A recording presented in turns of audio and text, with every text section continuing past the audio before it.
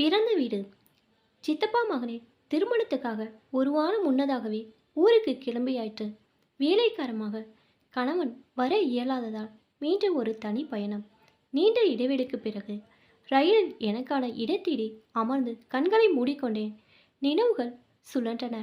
பிறந்த கிராமத்தின் வயல் வரப்புகளில் பட்டாம்பூச்சியாக சுற்றி திரிந்து தேனீ கூட்டத்தின் ராணி தேனியாக வளர்ந்த என்னை நகரத்து மாப்பிள்ளைக்கு மணமுடித்து கொடுத்தது வலை அனுப்பிய போது என் பிறந்த வீட்டார் அழுத அழுகை இன்னும் கரிக்கிறது நினைவில் எனக்கு.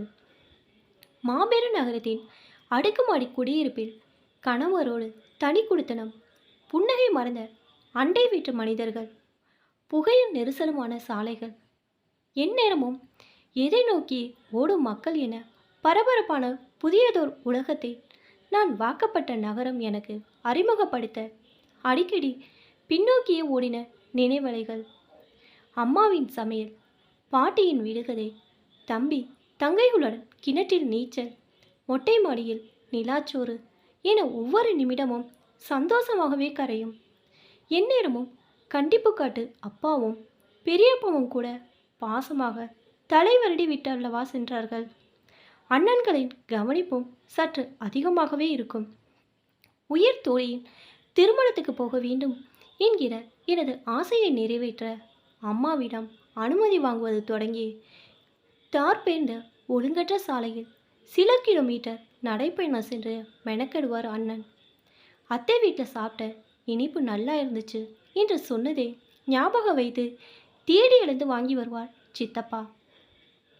கிளம்பும் நாள் அன்று அம்மாவின் கைப்பக்குவத்தில் 4 வகை பலகாரம், ஊறுகாய், வடகாய் என கனமாகி போவது கை சுமை மட்டுமல்ல, என் மனமும் தான்.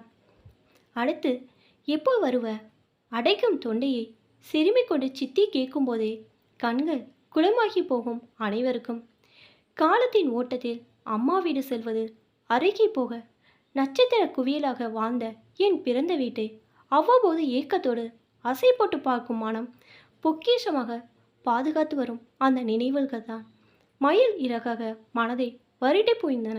இந்த பயண நேரம் முழுவதும் கண்களில் ஆவல் மின்ன ரயில் நிலையத்தில் அண்ணனை தேடிய போது மிஞ்சியது ஏமாற்றம்.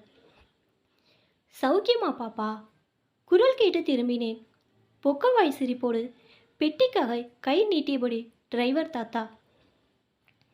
கல்லூரி நாட்களில் விடுமுறைக்கு வீடு திரும்பும்போது 2 அண்ணன்களில் யாராவது ஒருவர் வண்டியோடு காத்திருப்பார்கள்.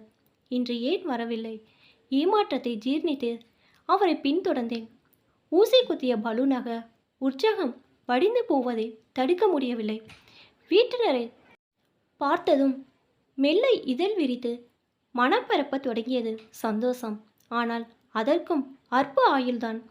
வரவேற்பின் அறிகுறியாக காஃபியை கொடுத்துவிட்டு பெயருக்கு நல விசாரித்துவிட்டு தொலைக்காட்சி தொடருக்கு மூழ்கி போனது குடும்பம் மொத்தமும். கசக்கி எரியப்பட்ட காகிதமாக நான். சரி, சதா வாளை ஆட்டியபடி காலை சுற்றி கொண்டு செல்லம் கொண்டாடும் என் நாய்க்குட்டி எங்கே? வீட்டை அலசிய என் பார்வை புரிந்து வளர்க்க முடியலண்டு ஃப்ரெண்டு வீட்டில் கொடுத்துட்டோம் என்று மெல்லிய குரலில் பதில் அளித்துவிட்டு தலை குனிந்தான் தம்பி. என் அறைக்குள் நுழைந்தேன்.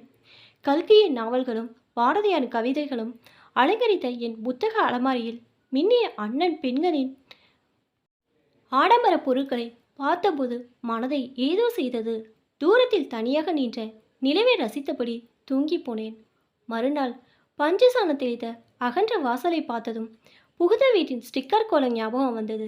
நட்சத்திரம் வரைய பழகிய நாளிலிருந்தே இந்த வாசல் எனது சொந்தம். ரங்கோலி, காவி கரையிட்ட புள்ளிக்குளம், பல வண்ணங்கள் பூசிக்கொண்ட பூ, மான், மயில் என விதவிதமாக கோலமிட்டு நடுவில் பூசணி பூ வைத்து அழகு பார்த்த காலங்கள். பலூனை கண்டதும் பின்னால் ஒரு சிறு குழந்தையாக கோலப்படி தேடிய போது 2 நாள் நீ இருக்கிற வரைக்கும் போடுவ, அப்புறம் முணுமுணுத்தபடி 4 புள்ளி கோலத்தை அவசரமாக போடுகிறாள் சின்ன அண்ணி. ஐயோ, எண்ணெய் போடாதனால கிரீச் கிரீச்னு ஒரே சத்தம் வரும். எனக்கு தலைவலியே வந்துடும். அந்த ஊஞ்சல் வேண்டாமே. தாய்மடியின் சுகந்தரும் ஊஞ்சலில் அமரப்போனவளை தடுத்தது பெரிய அண்ணியின் குரல். அந்த குரலில் இருந்தது அன்பு பற்றிய அலட்சியமா, நாத்திரம் சென்றோமா, பிரித்தெறிய தெரியவில்லை எனக்கு. தவளத் தொடங்கிய காலம் தொடங்கி திருமணம் வரை என் புகைப்படங்களை பத்திரப்படுத்தி வாய் ஓயாமல் என் புகழ் பாடிக்கொண்டிருக்க அம்மா புதுசாக குடும்ப ஃபோட்டோ எடுத்து பெருசு பண்ணி ஹாலில் வச்சிருக்கிற பாத்தியா என்று அந்த புகைப்படத்தை சுட்டி காட்டுகிறாள். எங்க தேடியும் அதில் நான் இல்லை. பள்ளி பருவத்தில் ஒரு நாள் சின்ன பொய் சொன்னேன் என்பதற்காக முதலும் கடைசியுமாக அம்மா அடித்தபோது கூட இத்தனை வழி இல்லை எனக்கு.